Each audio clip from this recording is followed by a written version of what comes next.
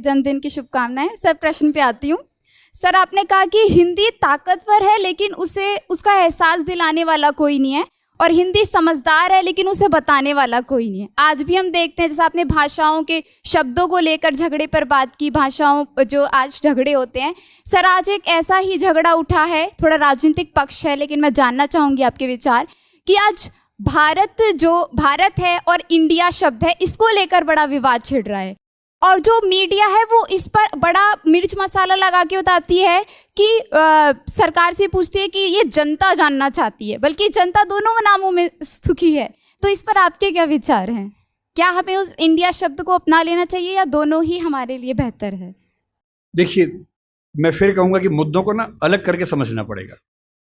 पहली बात, ये विवाद इस समय क्यों उठा, इसके पीछे राजनीतिक कारण हैं। आपको भी पता है, मुझे भी पता है। मेरी अपनी समझ ये है कि दो तरह से मुद्दे को देखने। पहली बात, ये उठा क्यों, और दूसरी बात, सही क्या है, गलत क्या है।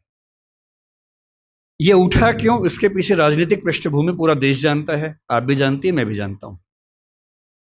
पर कोई मुद्दा राजनीतिक वजह से उठा इसलिए मुद्दा ही गलत है, ऐसा नहीं होता है। राजनीति कई बार गलत काम करती है, कई बार सही काम कर देती है, और जनता के दबाव में अगर सही काम हो ही जाए, राजनीतिक वजह से ही हो, तो भी क्या बुरा है। अब आते हैं इस सवाल पर कि भारत और इंडिया में से क्या सही है। संविधान सभा में इस पर खूब बहस हुई थी। यह हमारे संविधान का अनुच्छेद 1 है, और उसमें लिखा हुआ है, India that is Bharat shall be A union of states.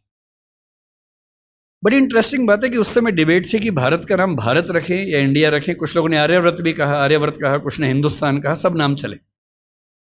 अंत में सहमति बनी कि नहीं, भारत और इंडिया ही ठीक है।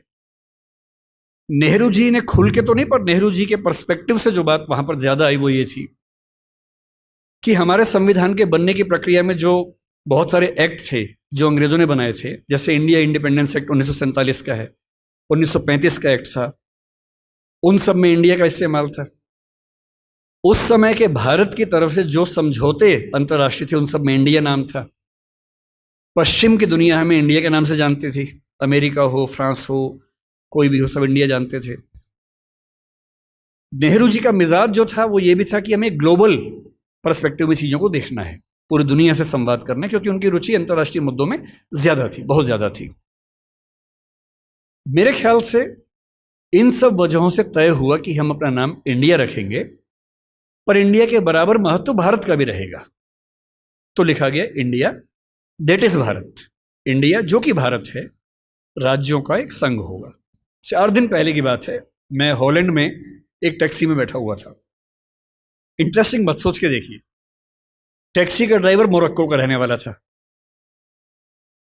उसको जैसे ही पता लगा मैं भारत से हूं, उसने मुझसे यही सवाल पूछा।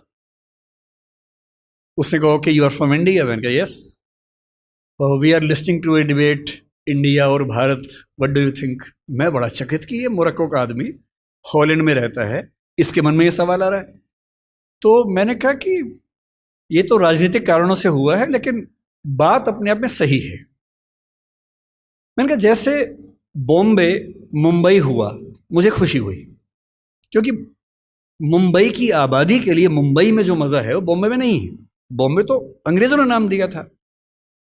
कोलकाता को कैलकाटा अंग्रेजों ने किया, तो बंगाल के लोगों ने कोलकाता कर दिया उसको। दिल्ली को दिल्ली के लोगों ने दिल्ली कर दिया, दिल्ली ही बना के रखा हुआ है, DILLI, ये होना चाहिए। काहे के दिल्ली भाई, हम क्यों दिल्ली बोलेंगे दिल्ली को? ये सारे तर्क अगर सही हैं, अगर बर्मा का नाम म्यांमार होना सही है, क्योंकि उनकी जनता की आवाज तो म्यांमार में है, बर्मा में नहीं है। श्रीलंका और सीलोन की डिबेट में वो अपने आप को सीलोन ना मानना चाहे, श्रीलंका मानना चाहें, क्योंकि उनकी भाषा श्रीलंका बोलती है। तो मेरे मन में सवाल बड़ा साफ आता है कि भारत इंडिया क्यों होना चाहिए। मैं फिर स्पष्ट कर दूं, मैं सरकार के पक्ष में नहीं बोल रहा हूं, मुझे उनसे रत्ती भर मतलब नहीं, मैं एक विचार की बात कर रहा हूं। और मैं जब संविधान पढ़ाया करता था, अनुच्छेद 1 पढ़ाते हुए मैं हमेशा बोलता था कि मुझे चुभन होती है ये पढ़ते हुए कि India that is Bharat.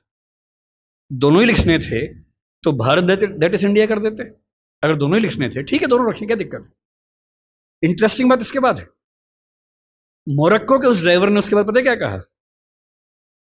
Hindi में अगर बताऊं, बोले अच्छा अच्छा ये मामला है, अब समझ में आया। फिर बोले कि बड़ी इंटरेस्टिंग बात है, हमारा नाम मोरक्को पड़ गया फ्रेंच लोगों की वजह से। मोरक्को के लोग मोरक्को को मगरिब बोलते हैं। और जब मैं सऊदी अरबिया गया, सऊदी अरब के लोगों ने मुझसे पूछा कहाँ से आए हो, मैंने कहा मोरक्को। उन्होंने इस भाव से देखा कि मैं पागल हूं। बोले नहीं, मगरिब से आए हो।